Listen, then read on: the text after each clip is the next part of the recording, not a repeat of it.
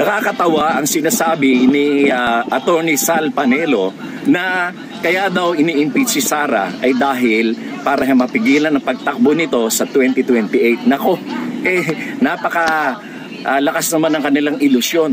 Walang boto ang mga Duterte at the most 5 million.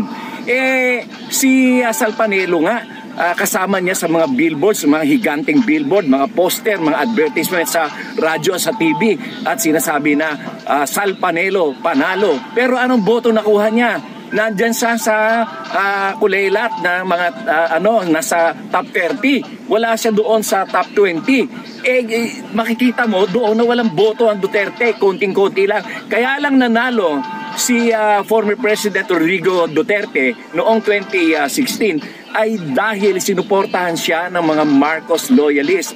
Dahil no choice. Alangan namang iboto si Marrojas o kaya si Binay na parehong dilaw.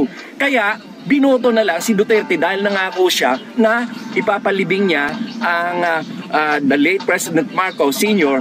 doon sa libingan ng mga bayani. Kaya yung mga Marcos loyalists bumoto sa kanya. Kaya hindi pwedeng sabihin na maraming boto si Sara. At the most, 4 million to 5 million lamang ang makukuha niyang boto. Noong 2021, nagpa-survey ang Malacanang kung sino ang malalakas sa kandidato.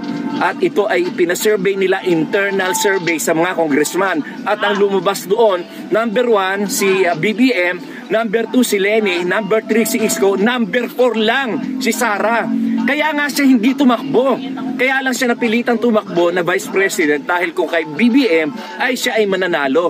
Pero walang boto ang Duterte at the most 5 million ang makukuha nila. Kaya hindi dahilan niyang eleksyon sa 2028 para i-impeach si Sara dahil hindi naman siya mananalo. Yun yung mga maisog rally nila.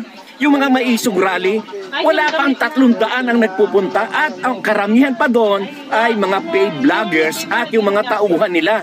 Kaya hindi mo masasabi na meron silang mga tao na mga botante na milyon-milyon para sapat na makapagboto o makapagluklok ng isang presidente. Napakalayo.